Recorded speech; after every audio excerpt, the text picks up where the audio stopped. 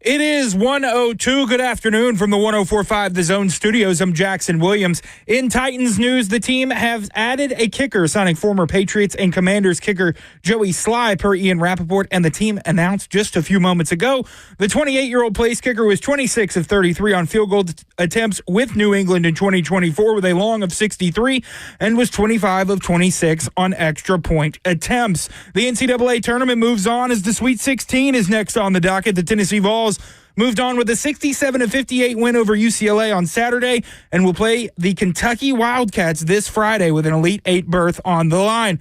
The Lady Vols also moved on to the Sweet 16 with an 82-67 win over Ohio State last night and will either play Texas or Illinois as that game tips off a few moments from now. Tennessee baseball won their second SEC series in as many tries in 2025 over the weekend, taking down the Alabama Crimson Tide 2-1, losing game 1 6-5 on Thursday, and winning by scores of 10-7 on Friday and 9-2 on Saturday. Vols will take on Queens tomorrow in a midweek matchup before heading to South Carolina for a weekend series with the Gamecocks. For all your foundation repair and waterproofing needs, you need to visit USSTN.com. Breaking news at once on your home for the Titans and Vols. This is 104.5 The Zone.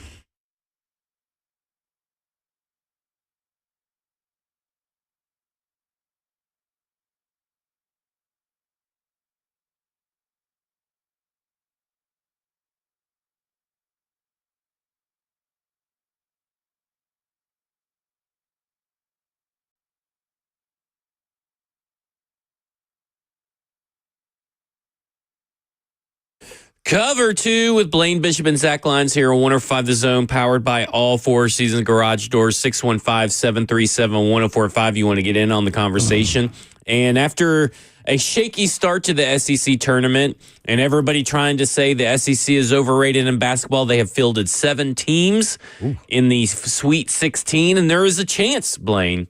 It's an all-SEC Final Four, if you really think about it. There is a small chance. Oh, yeah, absolutely. That it could be an all-SEC Final Four. It was a great weekend of basketball. Lots of upsets, lots of great games, lots of buzzer beaters and endings and all that kind of stuff. But I just want to give a real shout-out to a local team here, just real quick.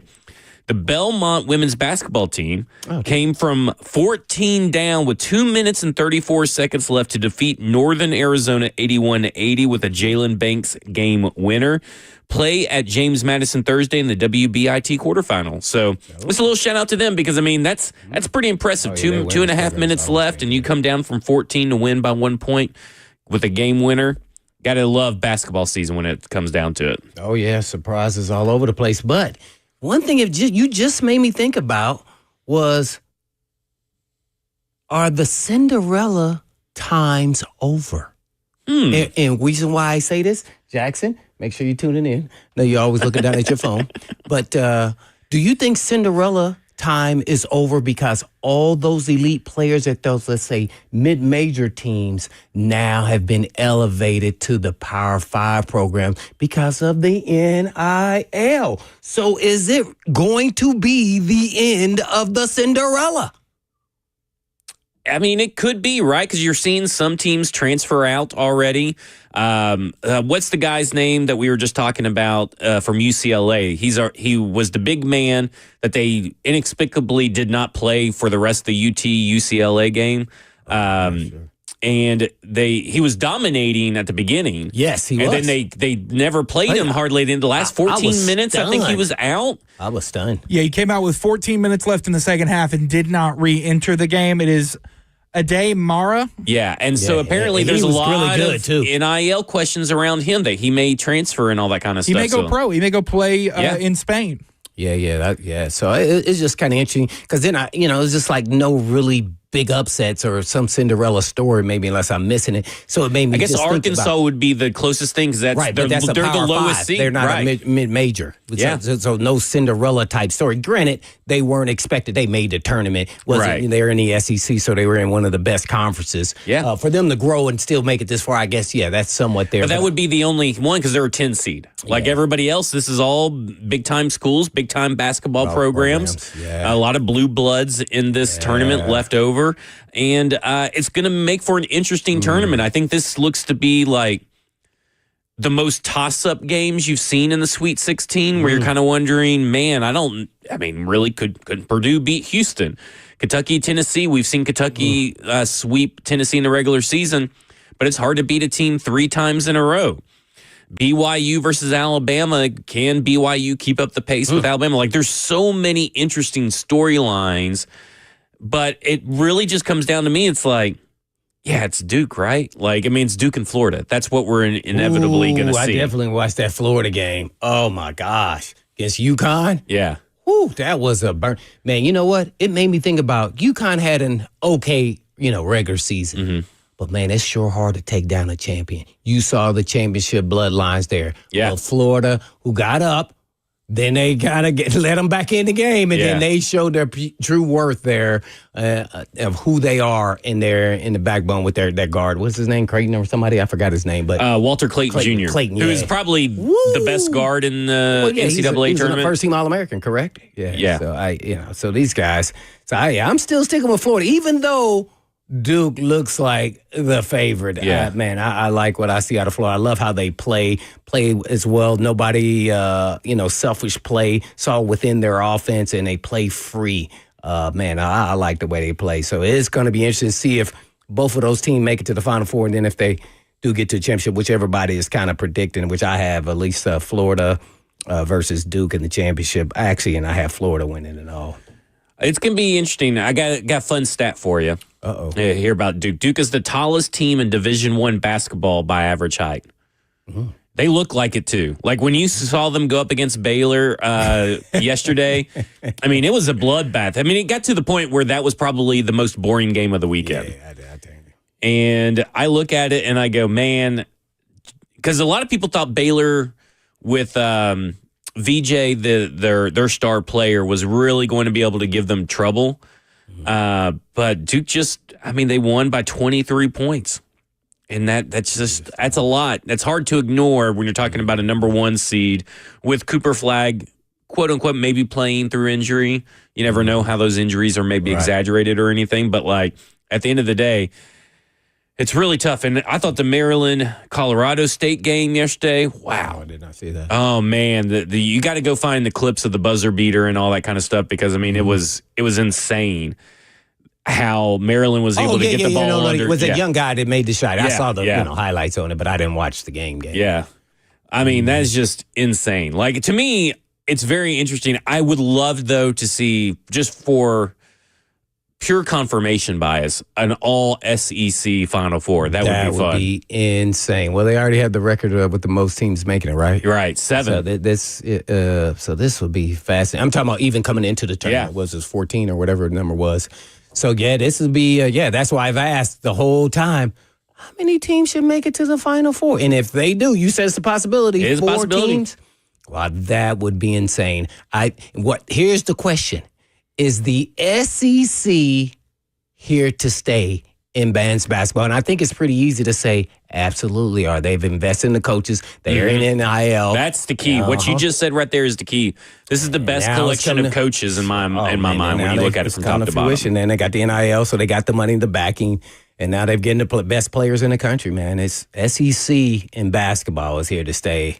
It's interesting now. They're going to dominate football and basketball? It's what it seems. Well, I mean, football's a little questionable right now. Can you really say they dominated football last year? I blame that on Nick Saban in Alabama. Yeah, well, maybe. I blame it on them. You can blame it on, Nico and Josh Heupel if you want to take it that direction. You can blame it on Texas being overrated. Hey. Did they get a new coach or no? No. Oh, I thought they were trying to. Texas has got a new basketball coach. They're trying to get Miller, right? Yeah. Did they get him? I believe they hired their coach. Sean Miller, I think. I think that was who. I'm just. Yeah. That was the rumor. But they did fire their coach and almost had one immediately hired.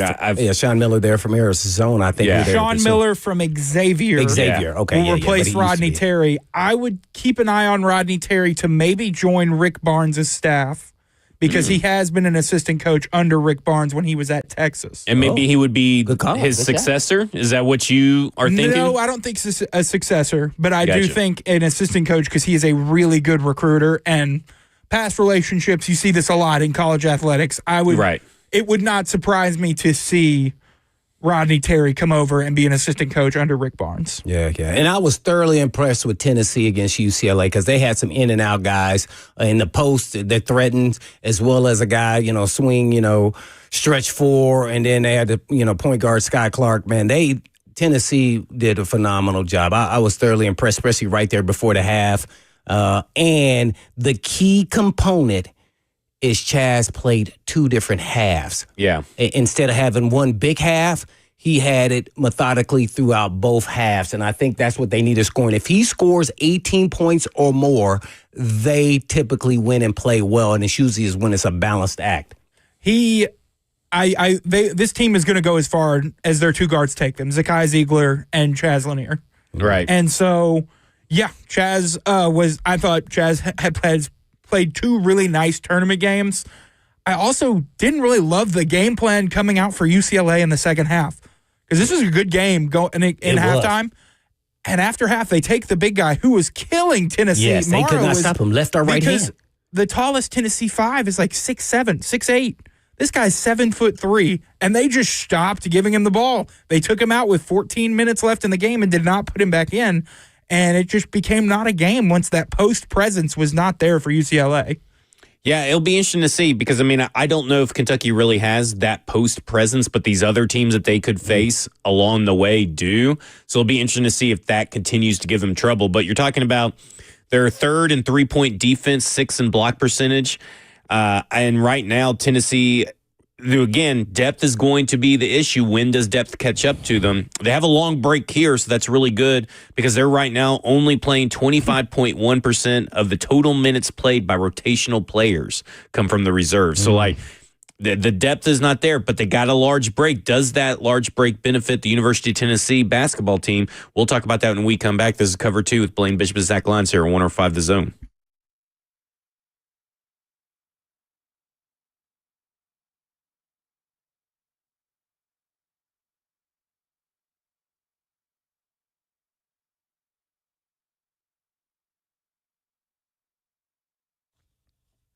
Struggling with joint pain, suffering from a recent injury, looking to recover faster after surgery?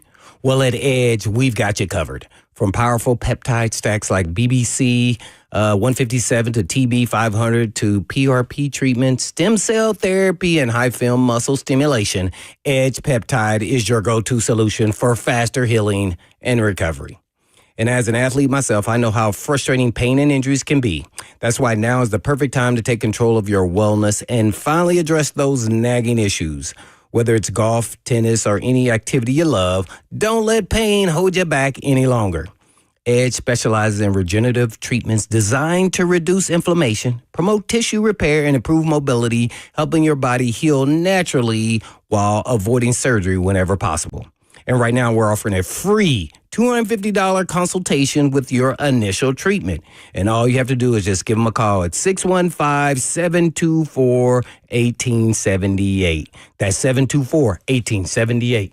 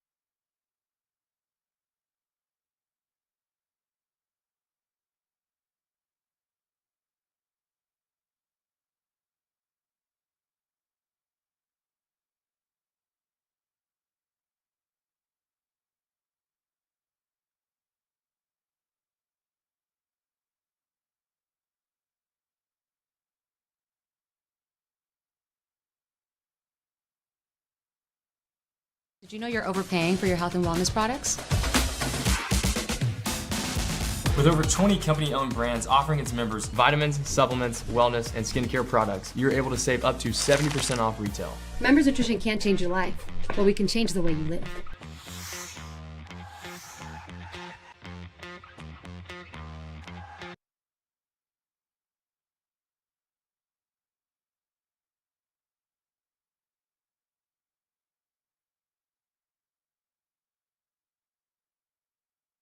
We've got the trucks, all the trims, all the towing, all the bells and whistles, and all at Truck Month Savings. Two Rivers Ford is Ford Truck Central.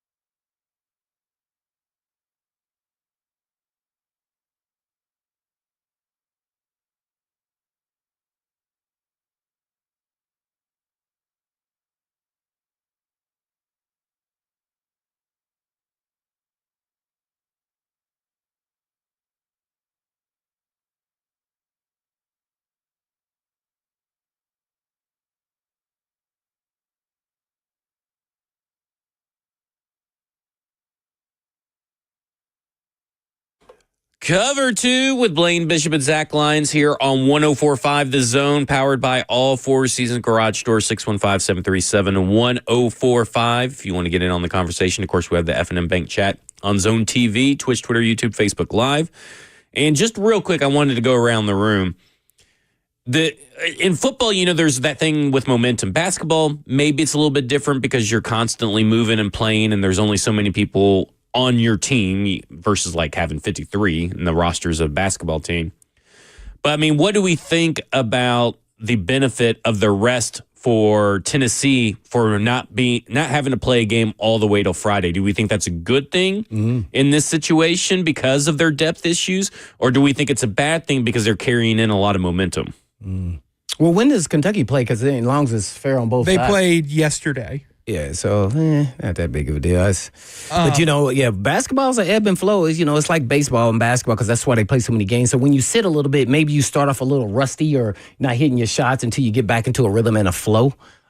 So that could play a part. But at this point in time, there are no excuses. You got to bring your best every game. So yeah, I don't know if it'll have a major factor, but if they start off slow a little bit, you can see. I would more say it's Kentucky and how they're defending than anything else than to try to build an excuse for missing, because they missed some days too as far as playing. So, no, I think it's going to be interesting in the fact whenever you watch Kentucky play Tennessee, they play with this air of confidence that no other team to me played with versus Tennessee. Like, they just knew they had the matchup. So I'm interested to see if that plays a part in it, or does Tennessee come out overly aggressive because the team has beaten you twice and you want a big rival and you're really trying too hard early, and that's why you were missing shots early until you settle down and let your emotions don't get to you, and then play ball and just, it's just another opponent.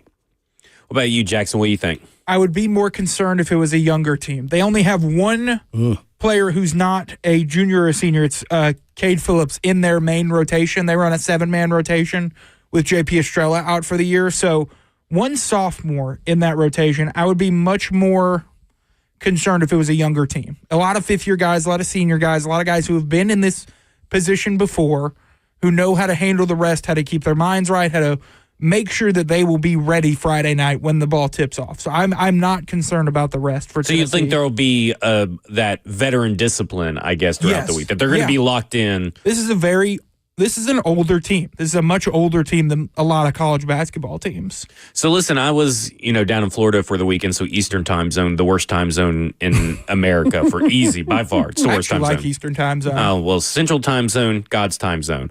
But they of course, the Tennessee played at 9:40, I believe, was tip-off down there. You have all day on Saturday, right, to play these games and get these games scheduled in. We're all off on Saturday. Start the games a little bit earlier and not have one of those late kickoffs. Even for Eastern time zone, like even Central time zone, 8:40, man, that's kind of a slog. I mean, they got to get 8 games in a day. They can do it. That's a weekend. It's a weekend. The round of 32 is just one weekend. They got to get 8 games in a day. They're trying to make sure that every game at least has some point where they're the only basketball game on. I understand Just start a little earlier. That's all I'm asking. Just a little earlier. Like 9 a.m.? Yeah, why not?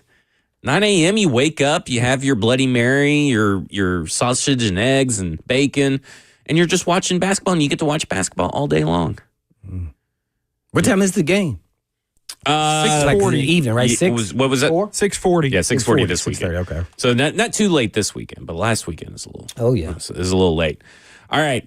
I'm going to take the advice of KC Jones in the YouTube chat, who says, okay, enough about this basketball crap. Let's get to the embarrassing local football team. And you can also interact with us on, YouTube, F&M Bank Chat on YouTube, Zone TV. So you want to talk football? Let's talk football. And let's talk one of the most important positions was filled today for the Tennessee Titans as they signed kicker Joey Sly to a contract. Yeah, you want to talk about this embarrassing football team? We're going to talk kickers. So let's go. Let's do this. Joey Sly, it seems on paper it is a slight downgrade statistically from an accuracy perspective from Nick Folk. But you're probably looking at a fairly cheap contract. You got to remember they paid Nick Folk last year a little around $3.2, $3.5 million. I would say Joey Sly comes in cheaper than that. And because he does come in cheaper than that, this does not prevent you from finding competition either on the waiver wire, because you have to remember their number one priority on the waiver wire. So they get their selection of anybody that's cut from other teams or finding an undrafted free agent. This feels like more of a, hey, here's our veteran presence if we can't find a younger kicker that we like or a better kicker that we like throughout the process. This will be our guy, and we're okay rolling with that because he's going to be less than half the price of Nick Folk. Yeah, but you always get what you pay for, though. Yeah, no doubt. I completely agree with that. I would add on to that is a guy who hit, kicks outside of 50 and 60 even, but also missed inside of the 40. So he's got some consistency issues that you think maybe you can fix. If he can fix those, this will be a find.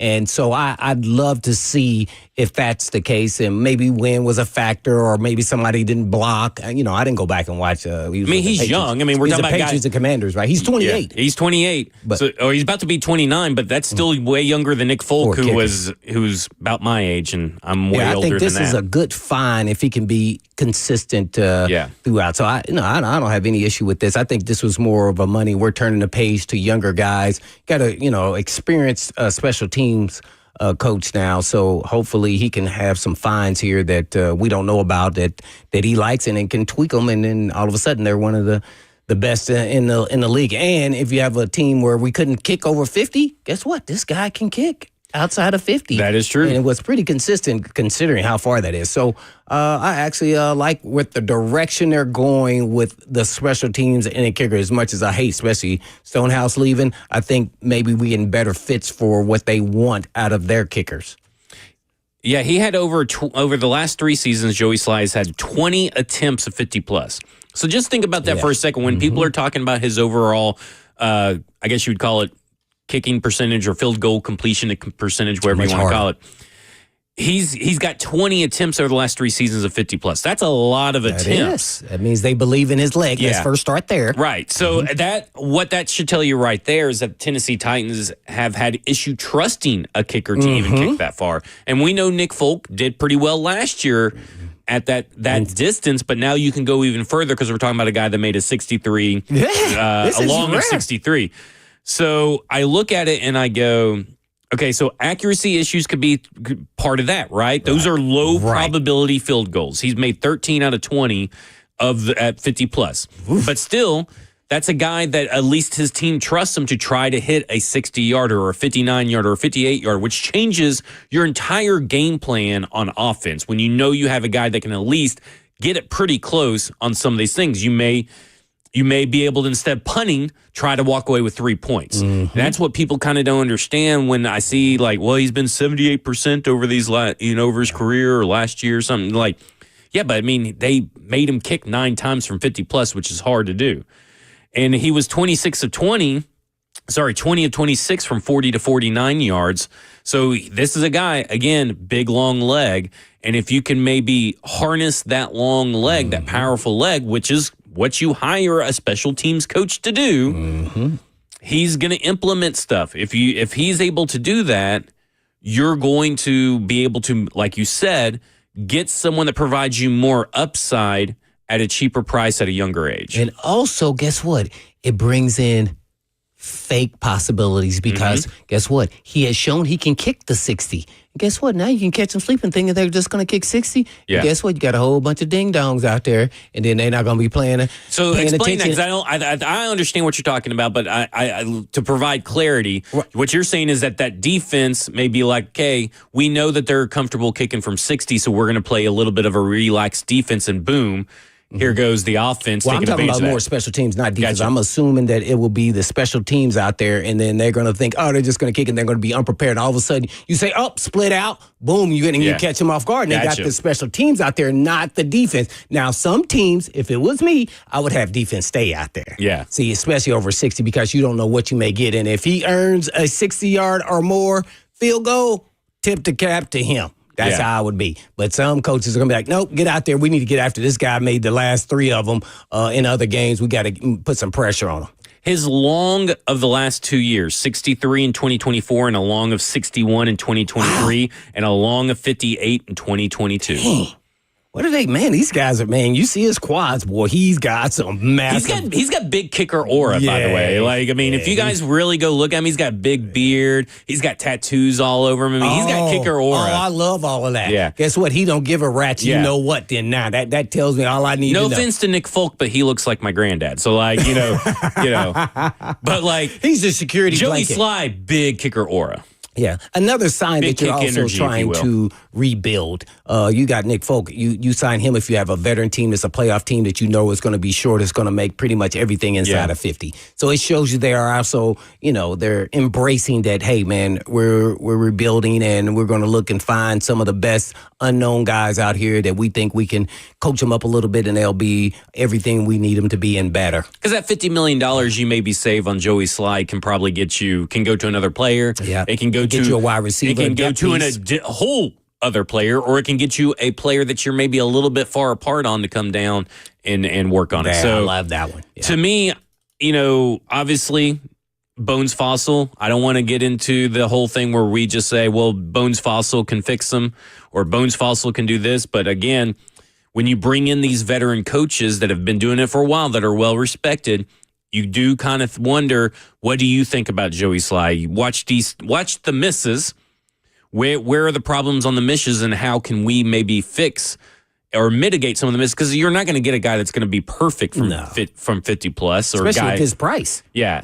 So what can you do to mitigate it to give us an extra competitive advantage? Because as much as we love Nick Folk from anywhere from 49 to on up to the goal line, you don't have that competitive advantage. And Bill Belichick and Matt Patricia talked about it on their podcast, the Coaches Podcast, at the very beginning of the year, about how having that guy that can give you the threat from the 60-yard line, to have that guy changes the dynamic of how you can approach a third down on offense, or how a defense has to approach that third down on defense. It gives you that extra dynamic. So any kind of competitive advantage, no matter how small it may seem, I think that's why you go for a younger guy with a stronger leg. Yeah, so I actually like this special team move. It's always interesting when you have a new special teams coach who has been a veteran in this league, how good are they adapting to being actual kicking coaches. I've always felt as a player, and then even more so now in the media, that they should have a kicking coach. Didn't Tennessee do that at one point here? University of Tennessee? No, the Titans. Didn't they hire a kicking coach 3 or 4 years ago? For training camp. Yeah. But I'm talking about for the season, because it's a different skill. Now, I don't know how much Fossil knows about kicking, but to me, there's also a psychology that's way different than any other position, outside of quarterback. And I just think, because if you could tweak a guy, then all of a sudden now he's doing that. And if he hasn't embraced it and been consistent with it, kicking it in games, man, that's a totally different deal. So I'm interested to see how it all plays itself out, man. Hopefully Fossil, with his background, is really good at kick. He's got some fines here. The punter is a big fine too. So I'm thinking this is all good for the better for the future. It is kind of interesting how they changed the dynamic of their approach at those positions, right? So with kicker, they decide we want the big leg guy. With punter, they got rid of the big leg guy for the accuracy guy, and then they got rid of the accuracy kicker for the big leg kicker. So it is interesting how they view those two different positions philosophically, a little bit different than what the Titans have in the past. Yeah. So I'm going to be watching that pretty closely. I know a lot of people don't pay attention to the punting and kicking, but it's very vital in, here in Tennessee, they've probably been paying attention to it a lot, because that's the only way the Tennessee Titans could score points. Jackson, what do you have? I looked to see, because Johnny Hecker also played for the Panthers most recently. Oh, yeah? They did not overlap, though. Gotcha. So you brought nothing to the table. Absolutely nothing. I thought I had something. Yeah. I saw the light go off, and I figured that was time for a big Jackson banger, but you just let me down. I appreciate your engagement, though. Yeah. At least you tried. Speaking of at least you tried, the Tennessee Titans have signed Lorenzo Carter, edge rusher, who is the very definition for at least you tried. He's an edge four. They haven't released contract numbers, but I'd assume it's very much vet men. Recently with the Atlanta Falcons, has not been a big sack guy, has not been a big pressure guy. He is just a guy, and that's fine. But the Tennessee Titans have left right now, currently, a major hole at quarterback, major hole at wide receiver, and a major hole at edge. And those have been major holes for this team for about 10 years, I feel like. I mean, it feels like it's been 80 years since they've had all three of those filled with high-quality, high-ranking players. Yeah, I haven't watched a lot of film on Carter, but I think he kind of fulfills a role of being a role player. But in a pinch, he can start. Thinking about this now, if they get their pass rusher, I don't know how they may get that, whether it's drafting or free agency, maybe with a couple guys, is that he could be that break where he starts and Key becomes then the rotational piece. Maybe they just rotate Carter and Key out. Right. Whoever's on the other side is still filling that Harold Landry role. Yeah. So that's what I'm thinking they're thinking. And then you got Harold, the seventh round guy who's brings all the energy and hustle and giving those guys a break, and maybe he can develop as time goes on in his second year. So they're still missing, as you mentioned, though, the major pieces, the starters, the stud guy, whether you're talking about wide receiver, defensive end, man, those are big holes that most teams already have, and that's how you know that you're in rebuilding, let alone a freaking quarterback. I don't know, man. This one's interesting to see how this draft goes. Man, there's still a part of me still want them to trade out of the pick, but if you don't have a partner that wants to play, I get it. You got to go with the quarterback. And maybe you'll be able to find someone that wants to trade out pick 35. I think that's true. To me, that seems to be the most logical. But we should not discount something in the talks of all this. And I don't want to get too much into draft talk technically right now, but like you have 2 4s, you have 2 5s, you have 2 6. There's nothing preventing you from really trading up into the 3rd round and not really losing a lot in value, right? Because if you trade a 4th and a 5th, well, you still got a 4th, 5th, and 2 6, right? Gotcha. So you could always trade up and not lose as much and get a quality player. I just wouldn't. We talk about trade back, and just to float it out there, because this edge position is so barren right now, I do think that a trade up is possible depending on how the board falls at 35. Because, I mean, Luther Burden could fall to you at 35, and maybe that changes your entire plan for how you want to approach edge and a trade back in that scenario. And if you don't trade back in that scenario, you may be more apt to trade up to find a better quality edge player. But honestly, I feel like with how this wide receiver class is stacking up, I feel like edge, even if Luther Burden is there, may be the play, because I look at it and I go, I know wide receiver is barren. It really is really bad. Edge is worse. And edge right now for this defense is going to be so important to generate pass rush, because what we were talking about last year, even with Harold Landry, where's the pass rush? And it's gotten worse since then. And now it can always get better with a draft pick, or maybe they go out and sign as Zadarius Smith. But right now, on paper, on this Monday, it's worse. Yeah, I would agree with that. And that, man, if you're not going to put up a lot of points, then you got to have a defense, and it starts at the edge. So they're going to, I would say priority is that you can get by at receiver with some, journeyman or good solid players. But at edge, you got to have somewhat of a stud or someone close to that. So I would say that'd be more of a priority. If it was me to this team, and you can fill in the holes for receiver, even if you're picking up some veterans, you name them, they're out there. Yeah, for sure. Just real quick, the Tennessee Titans last year blitzed a very, very minimum. They were at the bottom half of the league 20.9% of the time. So they were obviously not blitzing enough at all last year. So they were trying to generate pressure with 4, because Dixie says, I don't think that this defense wants to just generate with 4. Well, they did it 20.9% of the time, or over 79.1% of the time last year. So they really tried to get home with 4. And so at some point, they, in fact, so I said they blitzed 20.9% of the time. They were second to last in pressure percentage. So maybe they need to start blitzing more. You could definitely say that. But who are you blitzing with? I mean, you send 5, right? So who's the guy that you send Cody Barton down there to blitz? Are you sending a cornerback to blitz? I mean, right now, this whole situation with this defense, they don't really have the options to blitz currently. We don't know what their other inside linebacker currently looks like. And, I mean, you don't want to send Snead out there or Jarvis Brownlee Jr., so maybe you send Roger McCreary, but you can't do that every time, right? Especially in a 3 wide receiver set league where that 3rd wide receiver is going to burn whoever they put out there. If they put Cody Barton out there or someone of that ilk, you're screwed.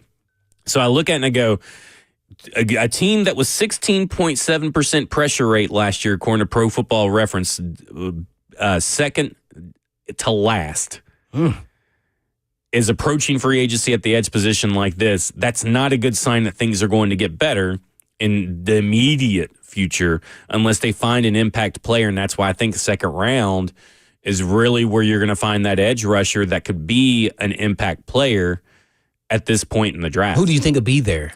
at that time. I know. I think Princely could be there. James Pierce could fall, is what it seems. There's some people that think that James Pierce falls past 60 at this point. What? Yeah, it's kind of crazy how much. And I don't think I think it's going to be one of those cases, kind of like Tavondre Sweat, where it's not going to happen. But I'll give you some more edge rushers when we come back. This is Cover 2 with Blaine Bishop and Zach Lyons here at 105 The Zone.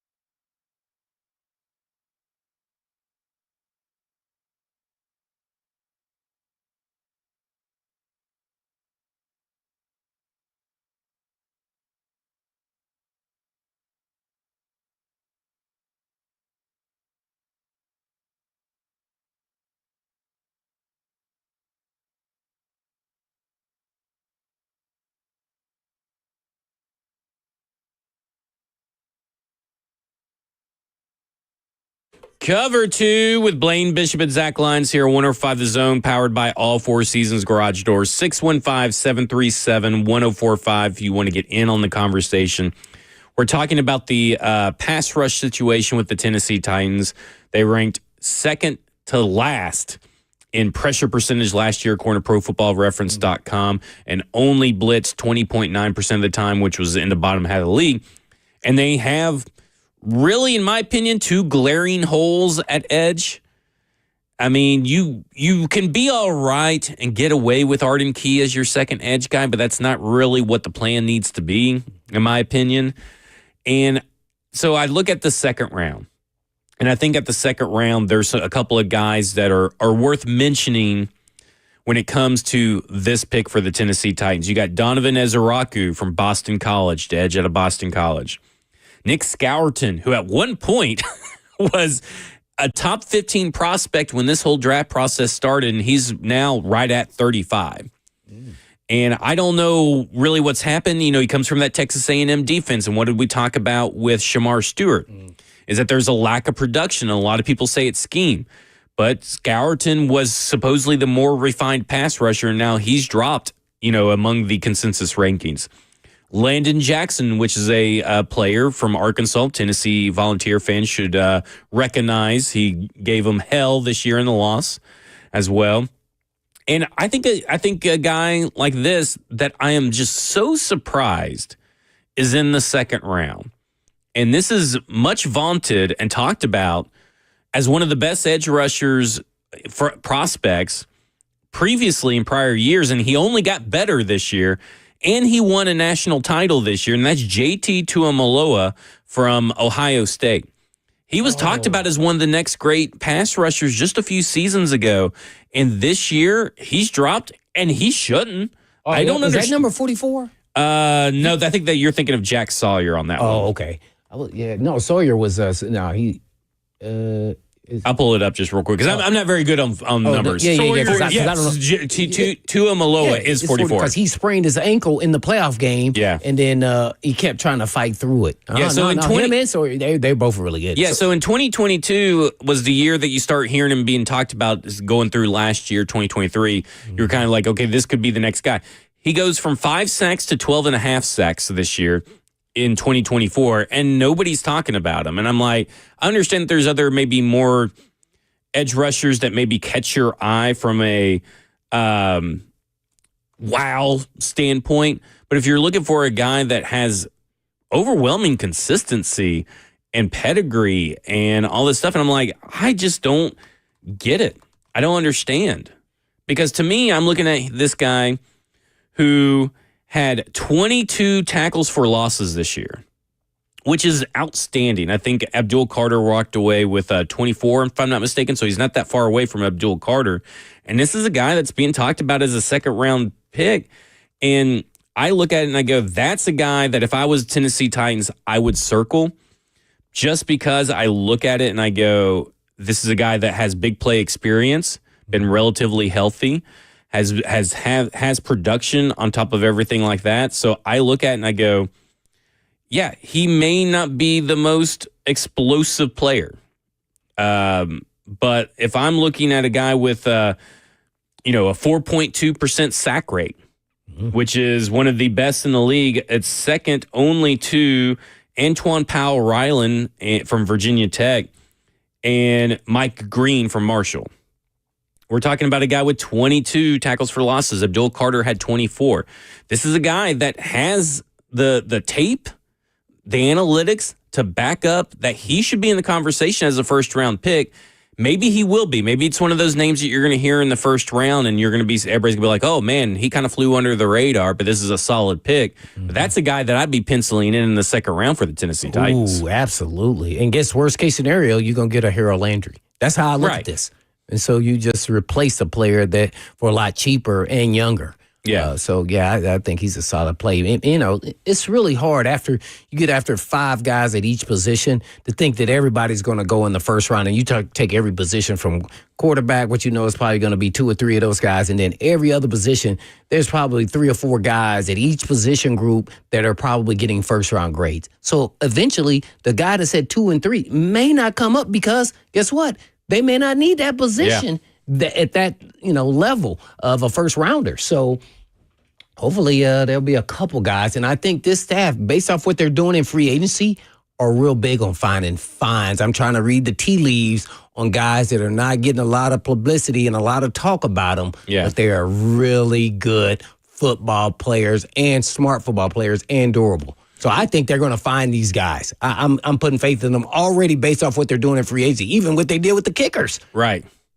Because you even got like high, upside guys like Braden Swinson that you could probably target in that round. Princely Umanamilian from Ole Miss. Better you than me. Pretty close. I called him at Senior Bowl, your mom an alien. You called him an alien? Yeah, well, your mom an alien. Your mama alien. Yeah. But, that's a guy that I could see being, again, a Harold Landry. And if at worst, maybe you're getting a Harold Landry in the second round, well, don't we all kind of think that Harold Landry was worth that second round pick? I do. Yeah. Yep. So if you're getting a guy like that where he's maybe not, jumping off the page like Shamar Stewart in underwear at the combine, but you're getting a guy that's still athletic on tape, productive on tape, to me, that's what you're looking for. I'm looking for production. I know everybody's looking for the eye candy, I guess you could say. But in the second round, I'm taking production.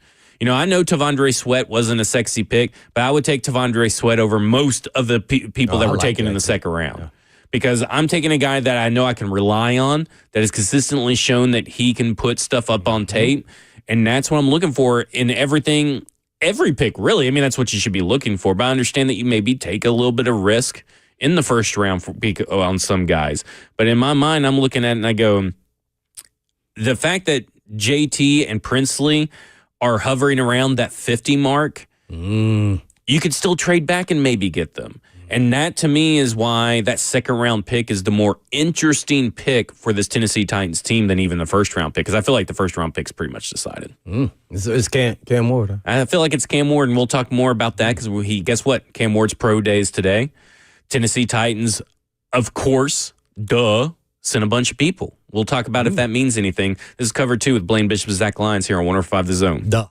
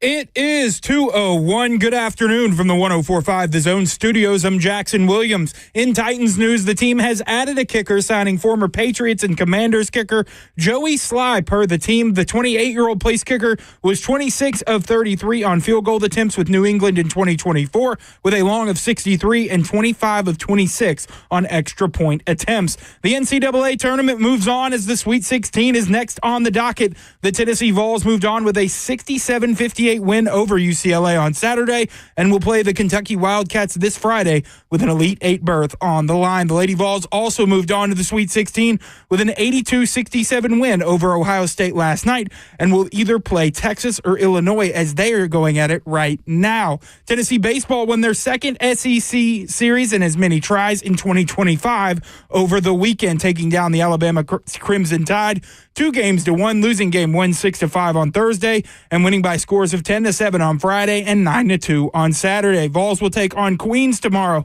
in a midweek matchup before heading to South Carolina for a weekend series with the Gamecocks. For your foundation repair and waterproofing needs, you need to visit USSTN.com. Breaking news at once on your home for the Titans and Vols. This is 104.5 The Zone.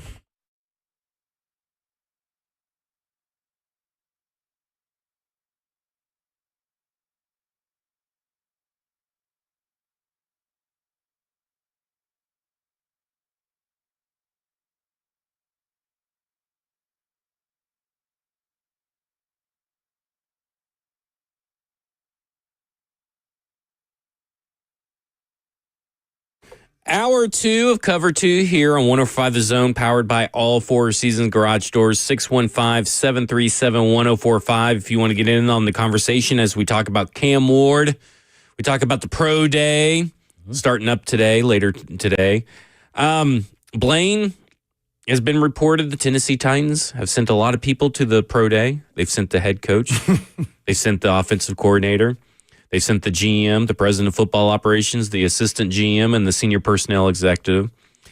So just real quick, didn't we know that this was going to happen? Did we really need all the pomp and circumstance that follows along with it? And, of course, to nobody's surprise, much like they did with all the quarterbacks in the 2022 draft, 2023 draft? Yeah, 2023 draft. They went out to eat with Cam Ward. I wonder where they went. See, that's the thing. To me, if you're going to report this, I want to know the details. I want to know where they went, because then you can keep up with it. Like if they took, someone to Bob Evans, but then took someone else to a nice steakhouse. Don't hate on Bob Evans. I'm not hating on Bob Evans. I'm just saying there's a disparity between Bob Evans and, let's say, Bourbon Steakhouse. There's a big difference.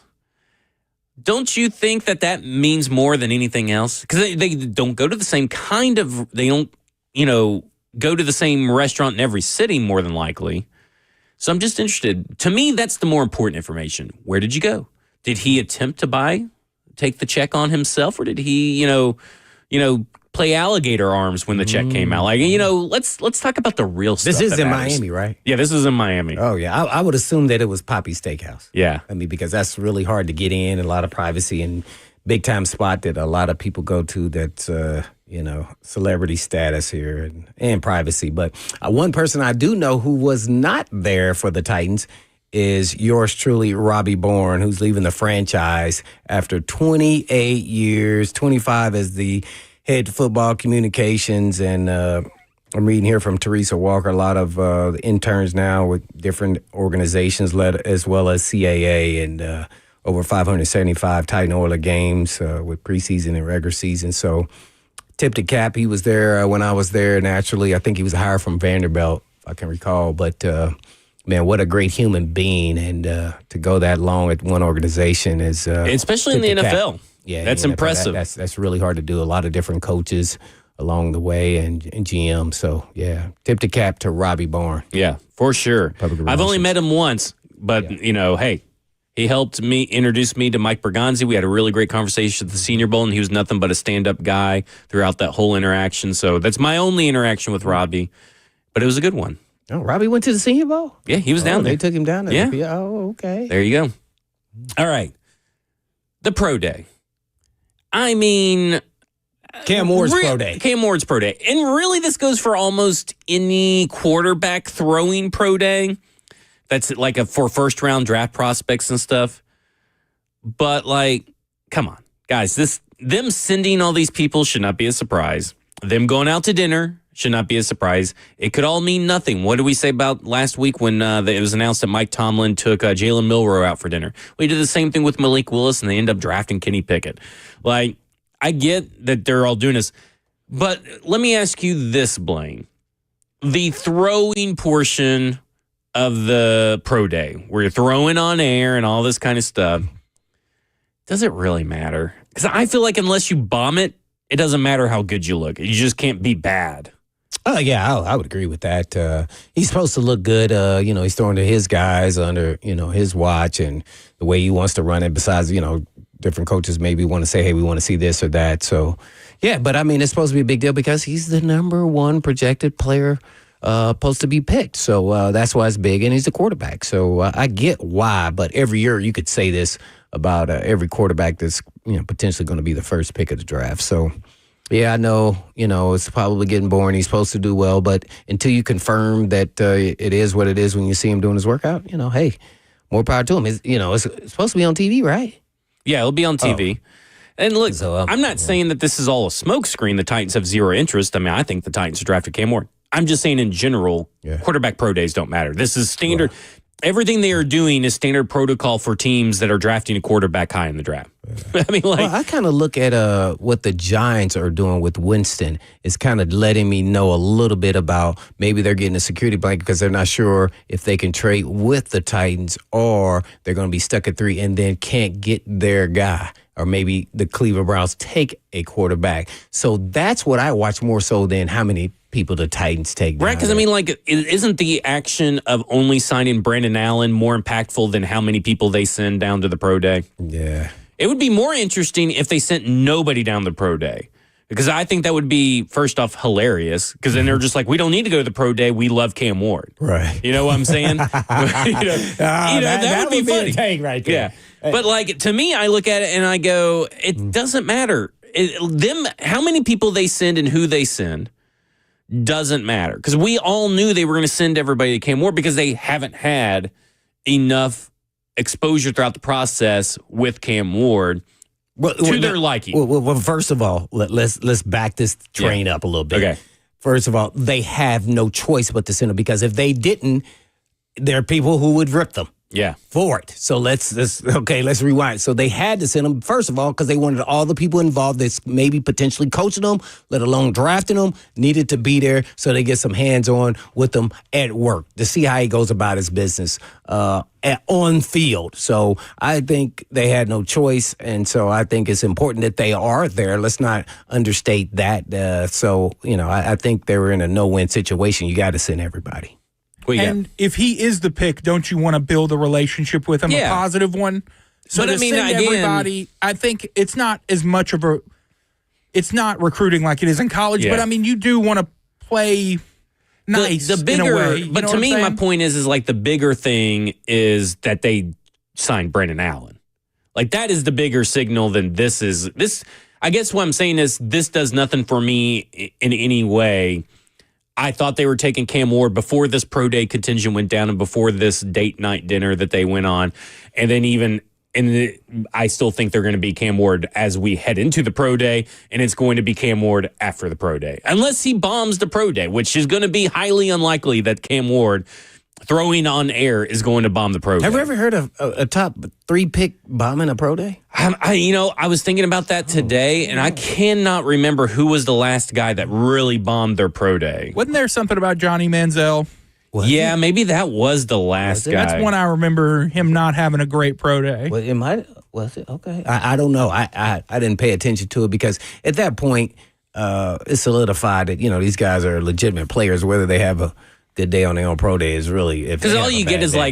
Here's the stuff that's written about is Drake May throws bombs during pro day. Right. Wilson's unorthodox bombs wow Lewis. Talking about quarterback Zach Everybody Wilson. rolling left and then throwing all the way to the right. And, I'm sure that like something is going to happen here in Kenmore. Everybody's going to be like, wow, because it's on air. And so you want to maximize that for the NFL network.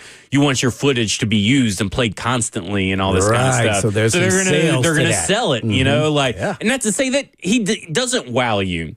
But again, this is like being wowed at training camp or OTAs and stuff like that. We've seen the tape. There's nothing that Cam Ward can do other than just really bomb that affects what you already saw on tape throughout the process.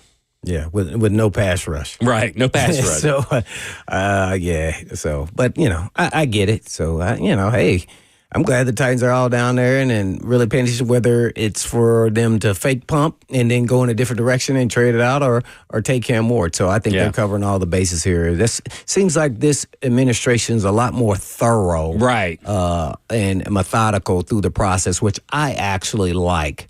I'm not going to fault them for going there. I mean, other than just for our own peace of mind, there's really no benefit for them to not take their time throughout this process.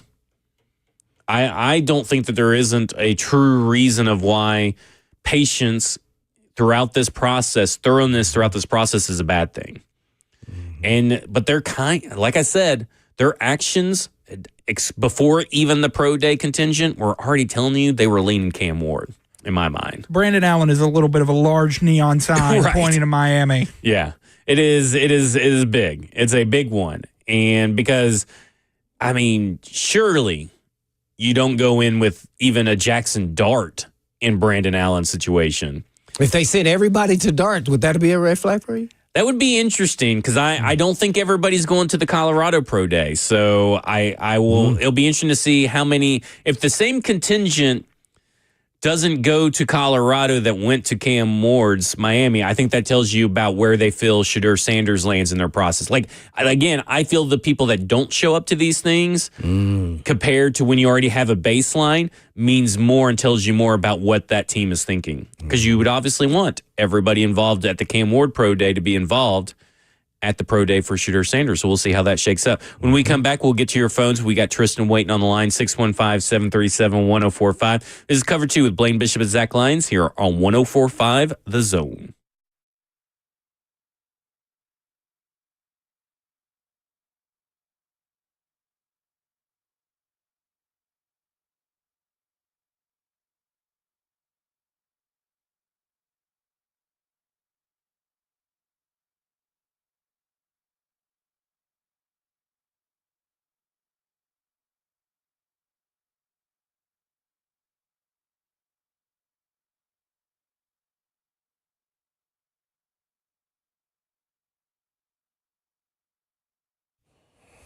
Now, listen, we have some exciting news for you. Many of you who have lived here a long time, and you already know Eurofix has been in Middle Tennessee area for European car repair needs now for 26 years. And we've all gotten to watch them grow. And I don't know about you, but I love watching a hometown business take off. Well, we are now proud to announce the 5th location in Mount Juliet for Eurofix on Mount Juliet Road, right across the street from Dairy Queen. And Eurofix can serve you in Franklin, Hundred Oaks, Murfreesboro, Belmead, and now Mount Juliet. So pretty cool getting to watch a small-town mechanic starting in the barn of his backyard of a single-wide trailer and now grow to 5 locations, repairing thousands of cars each month. And at Eurofix, you get a 3-year nationwide warranty and a free loaner car with every repair appointment. And all you have to do is just give them a call at 844-EUROFIX. That's right, 844-EUROFIX, or you can visit them online at myeurofix.com. That's myeurofix.com. But always tell them Blaine said you.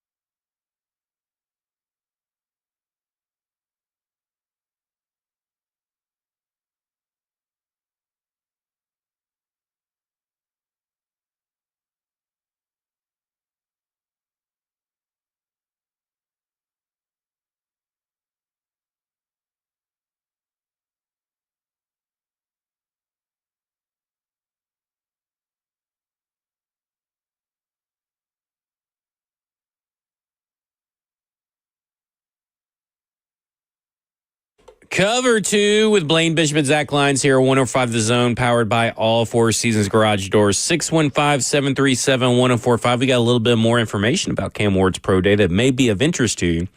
But first, we're going to go to the phones and go to Tristan, who wants to talk about the quarterback. Tristan, you're on with Blaine and Zach.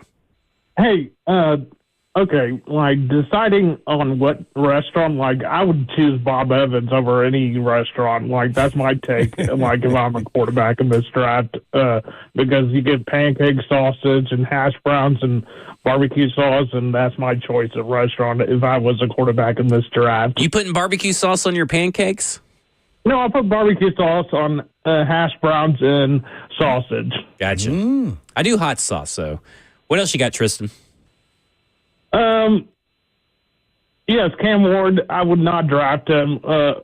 That's just my take. Again, you just wait for, it's like, okay, if you go to like a grocery store and you just only get, like if they only have, like say peach pie left and instead of lots of choices for quarterbacks, then you're really like, messing up on the quarterback draft, which next year will be a tremendous draft. You have Garrett Nussmeier, Sam Levitt, Drew Aller from Penn State. You have Max Johnson from North Carolina.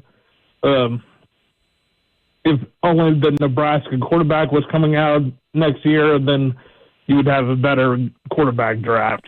But, yes. Gotcha. No. I get what he's trying to say. He's like, why take a quarterback in this situation when you have a better, theoretically, we have to put the asterisks on there, theoretically a better quarterback class next year. It's because you know what you're getting. You see it. You've seen it go through another year of college football before they enter the draft. There you're kind of banking on something you can't tangibly see. Tangibly know.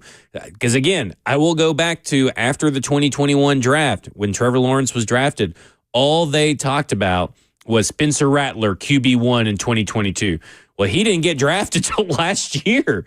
Maybe it was 2 years ago, I guess. But he didn't even go in that round. He went in the 5th round. Again, you don't know how these quarterback careers are going to play out. I get what people are saying. I tend to agree. Next year's class overall is a better class on paper than this year's class, but you don't know if Cam Ward wouldn't still be quarterback 1 in next year's draft class because you haven't seen that draft class play. Sometimes if you don't get what the grocery store has, you starve. Ooh, look at that. Ooh, I like that. That was a Jackson banger. We've been waiting on one all day. Man. Yeah.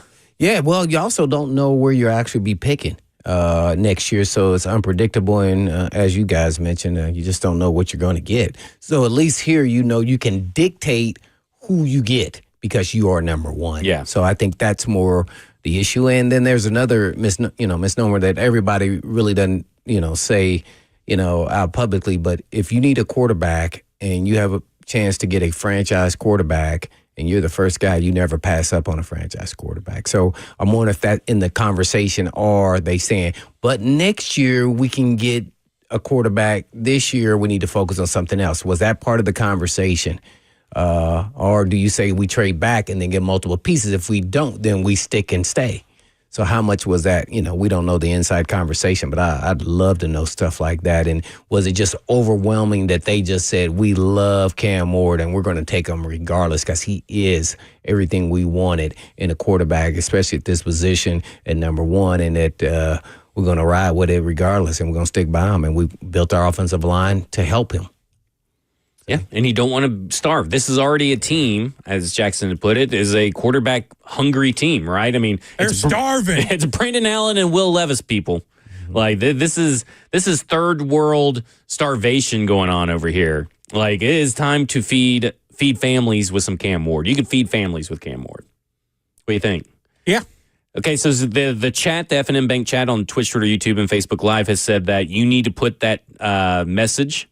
If the grocery store message, say it for the people again. Sometimes if you don't get what the grocery store has, you starve. Okay, we're going to have to shorten it up, but they want it on a T-shirt.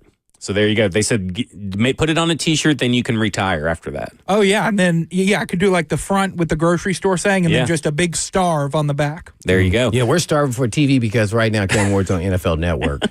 Let's go to Luke, who wants to talk Tennessee Titans. Luke, you're on with Blaine and Zach. Hey, guys. Appreciate you taking my call. So something I haven't really heard a lot of people talk about, I listen to The Zone a lot, morning through afternoon during my workday, is what would the possibility of be trading the second-round pick back a few spots to pick up another team's second and maybe a third? Like, how many spots would it take to move back? Because obviously 35 is a really good pick, but, I wouldn't want to go 10 or 15 spots back just for a third. But what would be a realistic trade, if any, that could help us pick up a third? Because it looks like we're taking Cam Ward, and that way we could maybe get a receiver or edge or something and still get somebody in a second. All right, appreciate it. Thanks, guys. No problem. Luke, you don't really have to look too far for the answer to your question if you want to look for a trade that actually happened recently. The Cardinals last year owned the 35th overall pick. The Titans this year owned the 35th overall pick. They traded with Atlanta down to number 43 to pick up number 43 and number 79 overall, third round pick. And Atlanta only had to give up their 35th pick and their sixth rounder, 186 overall. So when you're looking at the Tennessee Titans and looking at their draft capital, what I say, 186, they have 189. I don't know. 35 and 186 and 35 and 189, pretty similar. So, I think that's something. It's something that we kind of talked about at the top of the, or near the top of the show. We were talking about edge rushers, that what they do in the second round, I think, is more interesting than the first. But the Atlanta Falcons and Arizona Cardinals trade last year is something that can happen and should be looked at as a possibility for the Tennessee Titans. If you got to remember, that second round last year, tons of trade backs and trade ups and trades in that second round last year. It was kind of chaotic because all these players kept falling to the second round that were of high quality. And this draft is deep. It's got depth to it. It's got the belly of the draft starts in the second round. And I think there are going to be opportunities for teams to trade up, maybe not just for premier players at other positions, but for some quarterbacks. And I think the factor may be determined is what pass rusher is available. And I'm assuming that they take Cam Ward, as you're mentioning. So with the second pick, do they think they can get a pass rusher, even if they move back to 43? To 43 from 35. So that will be an interesting discussion, because do you want the 35th best pass rusher, which means he's probably in the top 5, or do you want someone who's in the top 10 in pass rushing? Big difference. So that will be a tough decision. Yeah. And then you're going to be talking about, hey, we get, another pick as well. So, man, that's a tough decision. And that one there, I'd be conflicted over all day long. I can go back and forth what I would decide to do on that one, man. Wow. How tempting would a wide receiver, like let's say Luther Burden's there at 35, how tempting do you think that is? Personally, for me, it's very tempting. There's some stuff we'll talk about later this week, pop it up about Luther Burden. And I think that's why you see him now going from talks of being one of the best wide receivers in the class to maybe possibly being there in the second round. But I think that Luther Burden's kind of in a similar situation as other players that may have similar off-field issues, I guess, or off-field drama, if you will, because his stuff's more drama, really, than it is kind of any issue. But, I look at it and I go, I'm a big Luther Burden guy. I'm an Amika guy from Ohio State. It would be really hard for me because I'm a make offense great again kind of guy, MOGA. I'm going to go the wide receiver of the edge rusher, even though I know that this edge rushing group is not very good for the Tennessee Titans currently on their roster. But you got Cam Ward, and it's time to, if you're going to draft Cam Ward, let's build around him in the best way possible. And if Amika or Luther Burden's there, I don't know how you pass them up necessarily. But that's just me. So you think wide receiver is more important in defensive end? I think for this current makeup of this team, yes. But I would say that I think that edge rusher is a more impactful position. But I think that those two wide receivers are better than the edge rushers that you likely see there. But I I have a much higher grade on them. I have first-round grades on them. So I'm just much higher on them than I would be on any of the edge rushers that are for perceived to be there. Tough. But that'd be tough. That's why I said It's that's tough. a tough decision because everybody always thinks offense, but when you're building a team, you first start off with the quarterback, then number 2 is pass rusher. It's not receiver. Receiver is number 4 there, by the way, Jackson. They could do what the Titans did in 2015. What was that? They drafted Dorial Green Beckham out of. He went to Missouri for a hot minute, didn't he? Yeah, he did. Yeah. So pair the new quarterback with another Missouri receiver in the second There round. you go. Did they need a quarterback? Did they need a pass rusher during that time? That's why those situations are a little bit different. They did. They needed everything. Oof. Well, speaking of Cam Ward and the pro days, and I know that I've just downplayed the importance of the contingent that has been sent to the pro day, but I know our listeners, they love all the hot goss coming from the pro days, right? So here we go. Oh, I just saw him throwing from his back foot. This is from the Browns and NFL writer for The Athletic, Zach Jackson. He misspells his name, though. It's Z-A-C, so he doesn't even know how to spell his own name correctly. So take this for what it's worth. Family name, man. Yeah, take this for what it's worth. He doesn't even have an H or a K. I mean, oof. At least it wasn't Z-A-K. Okay, the Titans have their head coach, GM, team president, and more from their football staff here at Miami. We knew all that. But in case you wanted more of a tell, the Titans also have their in-house TV and website production team here for Cam Ward. Now, he covers the Browns, right? So someone, of course, asked, who all is there from the Browns watching Cam Ward? Per source is from Tony Grossi. Per source, only Browns on credential list at Cam Ward Pro Day are Glenn Cook, the assistant GM, and Chris Buford, national scout. So only 2 people from the Browns contingent there. And let's not forget that also Jim White's down there for them. I'm sure, I don't know if he's counted among the TV production website crew in that original tweet, but Jim White's also down there. So it's a very large production of people that would be recording things and interactions to use maybe in future production videos, promo videos. Just want to throw that out there. That, to me, is a little bit more important than maybe just all those high-ranking officials being there. It's like, why are they sending the production crew, the video crew, the audio crew to record all this stuff if they weren't thinking, hey, we may need this for over the summer when we need some content to go up on our website and show Cam Ward's journey to the number 1 overall pick with the Tennessee Titans. Come on, man. You're educating everybody. Stop this, Zach. Sorry. I'm letting it loose. I do find it very interesting, though, on the flip side, the Browns barely send anybody. I wonder if they're going to have a lot of people at Sanders. That will be interesting to watch. See, that's the thing, is to keep track of what happens at the other pro days. Because if the Browns send a lot of people, it's kind of like this. I think Curtis just said this in the F&M Bank chat on YouTube. It's follow the money. When you're in the movies, right? Everybody's like, oh, you got to follow the money and all this kind of stuff. That's what we're following, right? We're following Brandon Allen being signed and being the only quarterback that the Tennessee Titans have shown interest in outside of maybe Jarrett Stidham, maybe Zach Wilson. Those are the only 2 guys I've heard linked to him besides Brandon Allen. So now we got that out of the way. Now we're seeing that the production crews, the audio and video crews are there. Haven't heard that said about any of the other pro days so far for the Tennessee Titans. So that's interesting. We'll see what it is. They send everybody to Abdul Carter. Did he already have his workout? No, I don't think he's had his yet. Because his private workout was scheduled sometime in April. I think April 14th. Oh. But I also may be confusing that with another player. Jalen Walker was also going to do an April pro day. All right, I'm going to ask another question. When is Shedeur Sanders? It is coming up. They did the Big 12 pro day, but most of the Colorado players that were, I would say, the named players for Colorado didn't participate in the Big 12 Pro Day.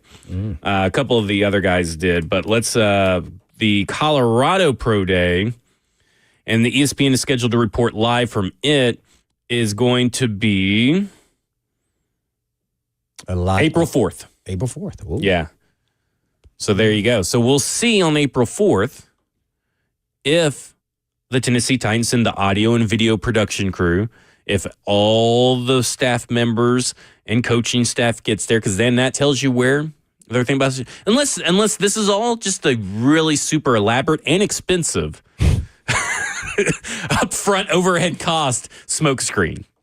Because, I mean, I get the Cam Ward smoke screen, but why wouldn't you just, if I'm saying? Like, if they don't send all this to Shadur Sanders and they don't send it all to Abdul Carter and they don't all send it all to Travis Hunter, you are definitely signaling we spent a lot of money for hotel rooms, transportation, and excuse me, and all that jazz just to go to one pro day and not the other top 4 prospects. Yeah. Well, see, that's not following so the money. much of the cost. It's more for me, and this is the people. Who are the actual people from top to you, but you've mentioned all the way down to videography. I mean, so that more, we're talking about billionaires here. So that the cost doesn't really matter. It's about who you sent. And man, that's kind of interesting there. So if not, they're definitely sending a curveball if they're not all in on Cam Ward here. So we shall see. Because Cleveland also and the Giants, I like to see who they're sending. Yeah. So it was very interesting. I have not seen who the Giants are sending. Maybe I can find that here shortly, or maybe Jackson can maybe see if they look at. What if the owner is there from the Giants? Which I know it's not going to happen. But I don't know. Just I mean, imagine he if may that be. happened, and they go, he comes in and say, "We're going to do everything we can to trade up." And listen, just never know. that's a best case scenario for the Tennessee Titans. Right. I will say, as much as I love Cam Ward and I'm all in on the Cam Ward train, a historic haul. So make sure everybody clarifies and listens. A historic haul for the number 1 overall pick is good for business. It's good for the Tennessee Titans because then you just move down to 3. But you have an historic haul to secure whatever maybe quarterback you want to get next year. But again, I will say it has to be a historic haul. And I think that's if John Mara was there, the owner of the New York Giants, you have a better than average chance of that happening. So, like, I'm all in. If the owner is there, that'd be pretty phenomenal. What if Amy shows up? I'd be very surprised. I'd be stunned. I don't think she's ever been in any one of them. I have no idea, but I'm just making an assumption. I don't think she was there for the Will Levis and other one pro days, but I'm not entirely sure. I don't think so. Yeah. I don't think I recall her ever been in any of the pro days, which I probably wouldn't go if I was the owner either. But man, I'm sure they have a lot of other things going on outside of a pro day. But hey, this is the number 1 pick on the line. All right, here we go. We got some information on who the Giants have at the pro day. So Paul Schwartz of the New York Post said the Giants have a full contingent on hand. No exact details, but there is a video of the GM there, and I'm assuming Brian Daboll is most likely there. So they have a sizable King's ransom contingent there. too. Yes. See, And with the top brass of the Titans and the Giants there, who's to say there isn't a conversation there? Yeah. They're serious, but Cleveland only has 2 or 3 people there. Yeah. So listen to this. We got Cam. We're already getting videos. Cam Ward chatting with some staff members of the Tennessee Titans on the sidelines as pro day. So there we go. I look at it and I go, I think I'm with Two-Tone, and I've said this before on the show. I'm very much leaning that it's 98%, 99% Cam Ward at this point. And maybe I'll be a sucker for buying in that hard on Cam Ward, or the fact that they're going to draft Cam Ward, because maybe I'm not leaving enough room for a trade down scenario. But I just think when you get down to it, this is a guy that you take a chance on when your franchise needs a quarterback. And I think that's what you got to do. Yeah, I'm still sticking with my 85% because you just never know what the Giants or whatever team, the Browns, I mean, I think they're going to stay, but the Giants or whoever team, when they trade up, they may all of a sudden say, put in that panic button and give them, this historic haul, as you are mentioning, and you just never know. So I'm going to stick with the 85, 90. There you go. Let's go to Bobby, who wants to talk about the quarterback situation. Bobby, you're on with Blaine and Zach. Yeah, what if they going all out for this ruse on getting Cam Ward to up the stock on the number 1 draft pick? I mean, they could. I mean, it could all be a smokescreen. I mean, that is a distinct possibility. I just don't know if I'm buying it right now, if I'm buying the smokescreen aspect. I understand that it could be. I just don't know if I'm buying Why it. would they want to bring in a quarterback when we ain't got an O-line to protect him? Oh, they just improved the O-line, though. They have, J.C. Latham over on... Improved, but Yeah. I mean... Listen, But you need a definite O-line before you need a quarterback. Or nobody's going to want to come here and get beat up. Gotcha. Well, I mean, Cam Ward, we've seen him behind a relatively not great offensive line in Miami, and he still was able to provide them sparks all the way through. This idea that the Tennessee Titans on paper don't have a much better offensive line rotation for their starting five versus the starting five of last year, I'm just not there. And here's to me is this: no quarterback is drafted into a perfect situation. Yeah, that's how they got to, be in the first pick. But Yeah. I think the offensive line will be much improved. So Yeah. we shall see. It's all up to perception of what do you think these guys are going to do, bringing in a guard, moving Latham to right tackle, and bringing in a left tackle for big money and Moore Jr. from the Steelers. So right there alone, you think that the offensive line, whether it's a veteran quarterback or a young quarterback, they at least have an average play at offensive line as far as pass protection. That's what you're hoping for, and then run blocking. I think they're, above average. Yeah. We'll talk more about that when we come back. This is Cover 2 with Blaine Bishop and Zach Lyons here on 105 The Zone.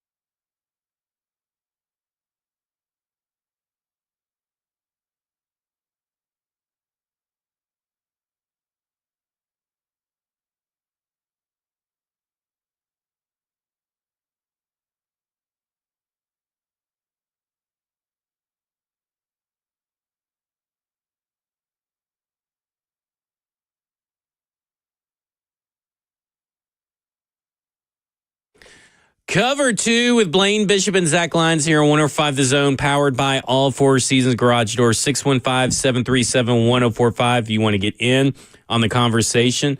Jackson, we have some Tennessee Titans breaking news.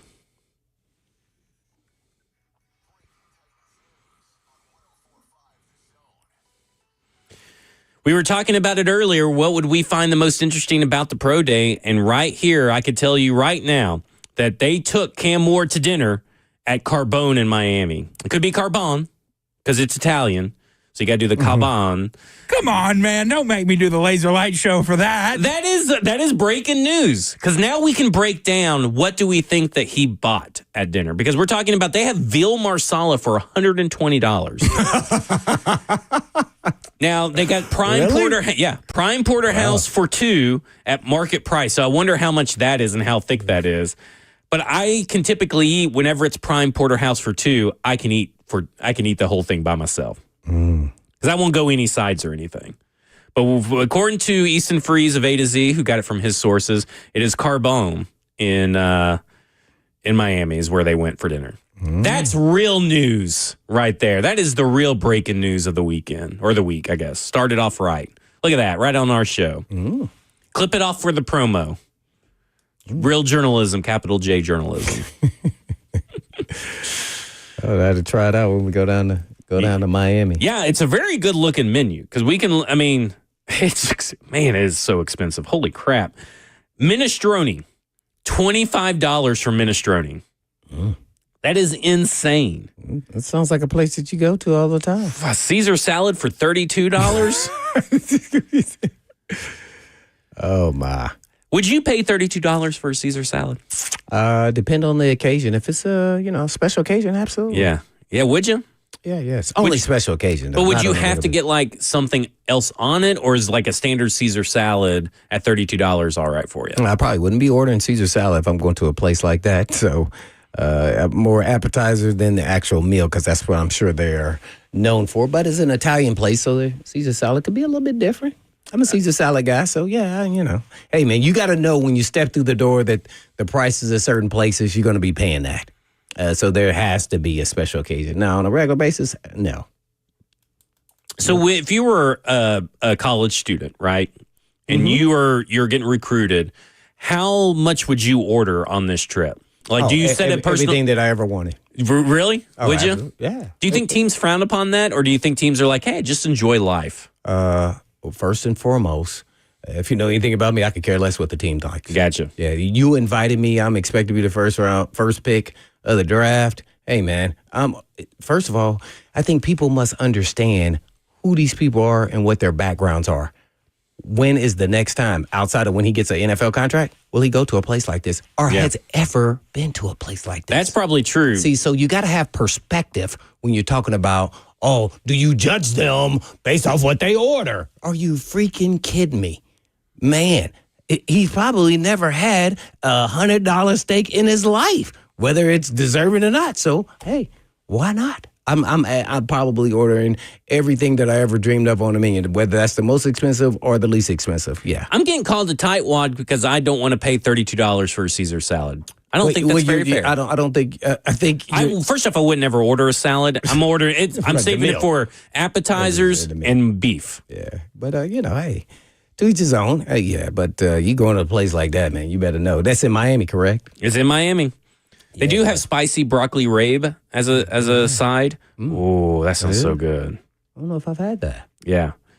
Ordering the filet. I think the filet is the most overrated cut of meat, in my opinion. I'd be going for porterhouse or ribeye or something like that. I'm a ribeye guy. Oh, so you would have spent all the dough at the Titans. Yeah, I would. Oh, yeah. There's no doubt about it.